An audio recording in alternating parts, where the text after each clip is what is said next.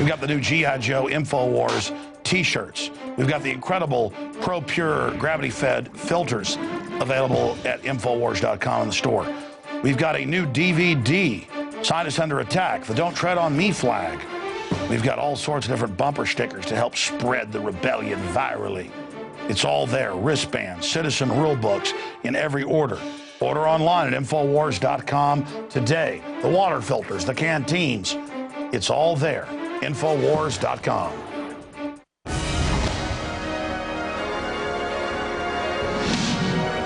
Our mission at INFOWARS.com is to audit the Fed, abolish the Fed, restore the Constitution, abolish the TSA, restore the Second Amendment, restore the Constitution, restore the Republic. And if you believe in those goals, then it is your free will, responsibility, and honor to spread the word about our operation and to donate to the 2011 money bomb. For many years, I tried to basically stay small, make my films, do my radio show, but it grew and grew and grew. Think about how a money bomb that listeners started 4 years ago led to us being able to move into this bigger office. A later money bomb helped us expand into the empty warehouse next door. And in the last year, we have built the TV studios and put the equipment in and are now doing a nightly news show every night at 7 o'clock that we're now beta testing and getting ready for television. Right now going out to members at PrisonPlanet.tv and then reaching millions as it spills out onto YouTube and other systems. Help us go to the next level. Not reaching 15 million a week, but reaching 30, 40, 50 million a week. Our growth curve is exponential, but we need to hit our afterburners and turbocharge. History is happening now. The war for human liberty against total dehumanization is on now. Join us Thursday, November 3rd at INFOWARS.com. We're going to have a 24-hour plus live transmission with guests and interviews starting at 11 a.m. and running into my next radio show the next day. We're going to have a huge lineup of liberty-loving patriots from all over the world joining us. It's going to be amazing. And this money bomb is going to have a lot of new things added to it that's going to make it even more powerful than past years. So please donate at InfoWarsMoneyBomb.com or InfoWars.com/moneybomb, or simply spread the word about the money bomb. Stand with InfoWars.com and my incredible crew and all of our other supporters and help us get the word out even more. The ball is in your court. The rest is up to you. It's InfoWars Money Bomb 2011, November 3rd. It kicks off 11 a.m. Visit the website at InfoWarsMoneyBomb.com, InfoWars.com/moneybomb.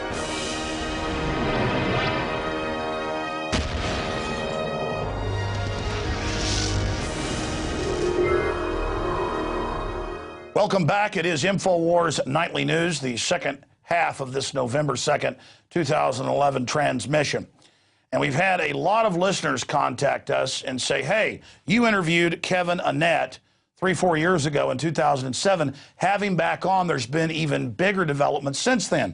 And we can put on screen a Globe and Mail article that was also in the Ottawa Citizen and other papers admitting that half of the children taken from natives in the different orphanages in Canada died. At least half. And they say tuberculosis, other things. Well, Kevin Annett is a former minister of the United Church of Canada. He is the author of Love and Death, the Valley and Hidden from History, the Canadian Holocaust. Again, he authored 2 books about Canadian Aboriginals, Love and Death in the Valley and Hidden from History, the Canadian Holocaust. And he joins us to give us an update because a lot has happened since then. And a few months ago, he tried to fly into England, which Canada is a commonwealth of, supposedly has that right, and was barred from flying in because he was going to speak at a child abuse rally. So, again, he's digging into this, literally digging into it. And I've seen a lot of demonization campaigns and things going, but we do know that in these particular orphanages, according to the Globe and Mail and other reputable newspapers, half the kids died.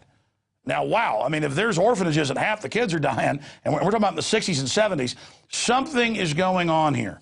And, of course, before that. And now they've gotten permission from some tribal councils to dig in the last few weeks into reported graves.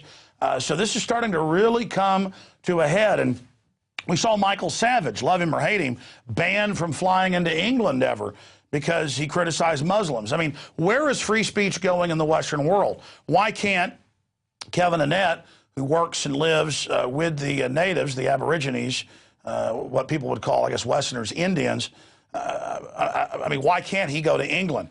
And so he joins us now to kind of boil down what's happened in the past and what's happening in the present and where he sees this investigation going in the future. Kevin, thanks for joining us. Thank you, Alex. Break it down. Where did this saga start for you, and how deep does the rabbit hole go? It goes pretty deep, and it's not over yet. The story for me started in 1992 as a United Church minister on the west coast of Canada. Very first Native home I visited as a clergyman, they told me about a murder in the United Church residential school.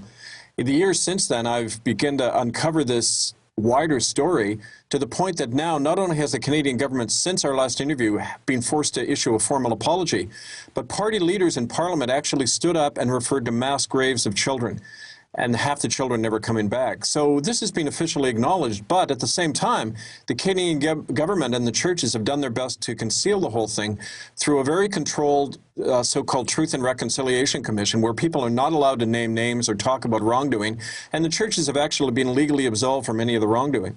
So that's why we've continued our own investigation with the Mohawk people around Brantford, Ontario. We're now conducting surveys and actual archaeological digs on the site of the oldest residential school in Canada. And we're convinced that this is going to show the final evidence, the forensic proof of how and why so many children died. And I've seen reports in the news that the government's tried to get tribes to block you, but the tribes have now given you access. I mean, the fact that they're trying to block you really does add a lot of credence to what you're saying. But you were talking about this first, you know, as you said, 15, 16, 17, 18 years ago. In the last 4 years, they've now admitted half the kids dying. What's the time frame here, and how many orphanages? What's the setup? How did you discover this?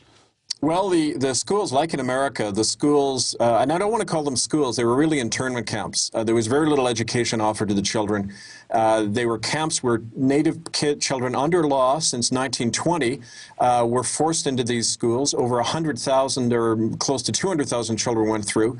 So we're talking 50 to 100,000 children never came back. One of the reasons so many died is because of a practice of deliberately housing children sick with tuberculosis with the healthy and then never treating them. So they were using germ warfare to kill off large areas of the country, of their native populations. And again, this was a phenomena in America as well. We're already beginning to make links with groups in America that are finding the same crimes, the same kinds of mass graves. And this is something that the culture can't deny. They can simply evade it by pretending that they've somehow addressed the issue when in fact they haven't. I've also seen reports, confirmed reports about in the 70s a program where close to half the natives were sterilized here in the United States, Native women. We know about eugenics programs, not just against Native Americans, but others for making lower than a B+ on their grade cards. You know, we've covered that in my seminal film, Endgame, Blueprint for Global Enslavement. But also have seen reports here where they demonize you in Wikipedia and other places for daring to protest. They use terms how horrible it was and that you were harassing practitioners. You know, how dare you go with some natives to a church where you guys believe there are people involved that have been involved in the cover-up, and how dare you speak up? I mean, again, they're just really trying to demonize you. Very much. I mean, to give you an example, last Sunday we went down to the Holy Rosary Catholic Cathedral in Vancouver. We were simply trying to enforce a banishment order. The local Squamish hereditary chief said to the Catholic, Anglican, and United Churches in Vancouver, it's time for you to get off our land. You never legally came here. You stole this land and you've murdered our children, and you won't even return their bodies. And so we were simply peacefully, non-violently enforcing an eviction order. We were met on the front steps by the Knights of Columbus, who brutalized people there, pushed them down the steps while the Vancouver police looked on and did nothing. So, you know, who's the perpetrator of violence in this situation?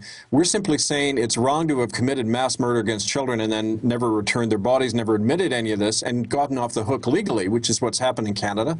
Like many other countries, like Ireland and America, the same kind of indemnification of the churches has gone on. And so, you know, we have to say, look, the issue here is mass murder and genocide and ongoing crimes against humanity. It's not, you know, the way that they're trying to make it look like it's an issue of one crazy white guy. That's hardly the case. We have continual people coming forward, eyewitnesses. If you go to our website, hiddenfromhistory.org, there's an interview with Irene Fable, who's an eyewitness to seeing a little baby thrown live into a furnace by a Catholic priest in a Saskatchewan residential school in 1944. She witnessed it. Now, in any other country, there'd be a mass investigation. There's nothing happening in Canada about this, and we're trying to get this changed by bringing in international attention. We want to get this in international human rights courts and have Canada and its churches charged with genocide. Well, Kevin, you know, again, all I know is your parliament has admitted some of this has gone on and been confirmed. They admit half these kids are dying. I mean, that's an incredible number. So this stonewalling isn't going to work at the end of the day. And I think back to even New York Daily News a few years ago admitted that they take foster children and test pesticide drugs on them till they die. They radiated 4,000 plus U.S. children in secret radiation studies. And then you learn all over the world Native groups are used in these experiments, and it's like there's some type of global psychopathic guild that is just getting off on all of this. So, I mean, it's crazy to not investigate it. I don't know all the little specifics of, you know, the cases that you're looking into, you know, I mean, all the little details. But why would they ban you from flying into England? Because from what I've read, you're a Canadian citizen. You've got a right to travel in the Commonwealth, just like I have a right to travel in the 50 states. Right. Well, the short answer, Alex, is that the Crown of England and the Vatican are the two main perpetrators of this crime against humanity. And we had an eyewitness. He died suddenly in hospital. His name was William Coombs. And he's a native man who, as a child, claimed to have witnessed the Queen of England, Elizabeth Windsor, and Prince Philip come to the Kamloops Residential School in October 1964 and leave there, taking 10 children with them, none of whom were ever seen again alive. 7 boys and 3 girls. We wrote to Buckingham Palace, asked the Elizabeth Windsor whether she had any information on those disappearances, never received a word back. William was to come and testify in London about that incident. He died very quickly in the hospital. Basically, they induced a coma in him and then pulled him off life support after less than 48 hours. I talked about that on the air. I was about to come to England and discuss it, and I was simply not allowed into the country. No reason given at all by the UK border agency, simply banned without cause. Was the royal family in Canada at that time? Yes, they were. According to the records, which were on the internet, you can look it up. The royal visits in the 10 days in October 1964, the Queen and Prince Philip were visiting Eastern Canada, but, you know, there was a period of time when they could easily have flown out to British Columbia. Wow. Well, come on. I mean, they are Transylvanian royalty. I'm sure none of this is true. Wow. You know, truth is so much stranger than fiction. All I know is I got the Globe and Mail, I've got the Toronto Star, I've got the Ottawa Citizen saying that at these facilities, half the kids were dying. And like you said, this wasn't some place where they had tuberculosis. This is where they were taking kids with it. It's like the old British manuals from 250 years ago, right before this country got founded, French and Indian War.